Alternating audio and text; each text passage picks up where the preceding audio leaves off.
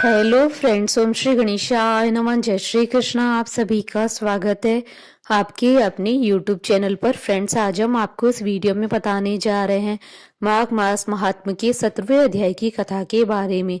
Friends, video शुरू करने से पहले आपसे रिक्वेस्ट है, अगर आप हमारे चैनल पर नए हैं और आपने अभी तक चैनल को सब्सक्राइब नहीं किया है तो प्लीज सब्सक्राइब कीजिएगा चैनल को, साथ ही प्रेस कीजिएगा बेल आइकन को, जिससे नए वीडियोस से रिलेटेड नोटिफिकेशन आपको तुरंत प्राप्त हो सके। और वीडियो पसंद आने पर वीडियो को लाइक और शेयर जरूर कीजिएगा, ताकि सभी भक्तों को इस वीडियो का लाभ प्राप्त हो सके। और कमेंट बॉक्स में जय श्री कृष्ण जरूर लिखिएगा। माघ मास महात्म 17वां अध्याय प्रारंभ। अप्सरा कहने लगी कि हे राक्षस, वह ब्राह्मण कहने लगा कि इंद्र इस प्रकार अपनी अमरावतीपुरी को गया, सो हे कल्याणी, तुम भी देवताओं से सेवा किए जाने वाले प्रयाग में माघ मास में स्नान करने से निष्पाप होकर स्वर्ग में जाओगी। सो मैंने उस ब्राह्मण की यह वचन सुनकर उनके पैरों में पड़कर प्रणाम किया और घर आकर सब भाई बांधव, नौकर चाकर, धनादिक त्याग कर शरीर को नष्ट होने वाली वस्तु समझकर घर से निकली और माघ में गंगा यमुना के संगम पर जाकर स्नान किया। सो हे निशाचर, 3 दिन के स्नान से मेरे सब पाप नष्ट हो गए और 27 दिन के पुण्य से मैं देवता हो गई और पार्वती जी की सखी होकर सुख से निवास करती हूँ। इसलिए मैं प्रयाग के महात्मा को याद करके सब देवताओं के सहित माघ में प्रयाग स्नान करती हूँ। सो मैंने अपना यह वृतांत तुमसे कहा। तुम भी इस योनि में पड़ने और कुरूप होने का सब कारण कहो। तुम्हारी दाढ़ी और मूछें बहुत बड़ी बड़ी हो गई हैं और पार्वती की गुफा में वास करते हो। निशाचर कहने लगा कि हे बद्रे, सज्जनों से गुप्त बात कहने में भी कोई हानि नहीं होती। मुझको अब कोई संशय नहीं रहा कि मेरा उद्धार तुमसे ही होगा। सो मैं अपना सब वृतांत तुमसे कहता हूँ। मैं काशी में वेदों का ज्ञाता था और बड़े उच्च कुल के ब्राह्मण के गर्भ जन्म लिया था। मैंने राजा, पापी, शूद्र तथा वैश्यों से अनेक प्रकार के दान लिए। मैंने दान लेने में चांडाल को भी नहीं छोड़ा।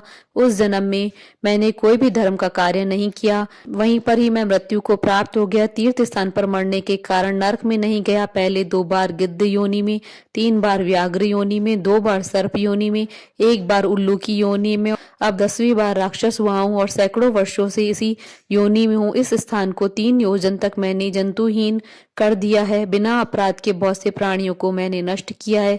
इस कारण मेरा मन अत्यंत दुखी है। तुम्हारे दर्शन से चित्त में कुछ शांति अवश्य आई है, क्योंकि सज्जनों का संग तुरंत ही सुखदायी होता है। मैंने अपने दुख के कारण आपसे कहे, और सज्जन लोग सदैव दूसरों के दुखों से दुखी होते हैं। अब यह बताओ कि इस दुख रूपी समुद्र को कैसे पार कर सकता हूँ।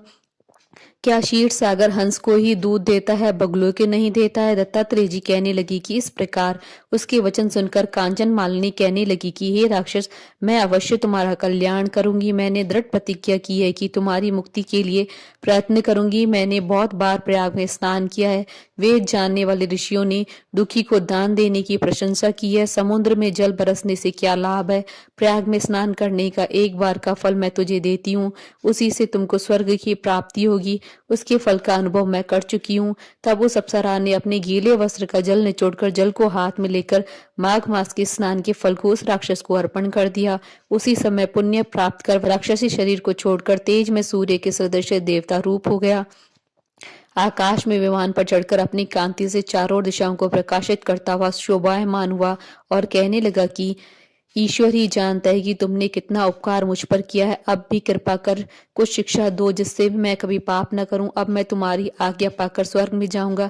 तब कांचन मालिनी ने कहा कि सदैव धर्म की सेवा करो, काम रूपी शत्रु को जीतो, दूसरे के गुण तथा दोषों का वर्णन मत करो, शिव और वासुदेव का पूजन करो, इस देह का मोह मत करो, पत्नी पुत्र धन आदि की ममता त्यागो, सत्य बोलो, वैराग्य भाव धारण कर योगी बनो। मैंने तुमसे यह धर्म के लक्षण कहे हैं। अब तुम देवता रूप होकर शीघ्र ही स्वर्ग को जाओ।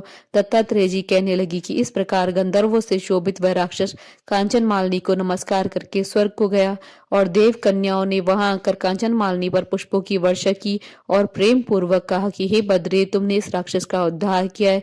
इस दुष्ट के डर से कोई भी इस वन में प्रवेश नहीं करता था। अब हम निडर होकर बचरेंगी। इस प्रकार कांचन मालिनी उस राक्षस का उद्धार करके प्रेम पूर्वक देव कन्याओं से क्रीड़ा करते हुए शिवलोक को गई थी। श्री माघ मास महात्म 17वां अध्याय समाप्त। बोलिए भगवान श्री हरि विष्णु जी की जय, सनातन धर्म की जय। हमारे साथ इस वीडियो में अंत तक बने रहने के लिए आपका धन्यवाद। ओम श्री गणेशाय नमः। जय श्री कृष्ण।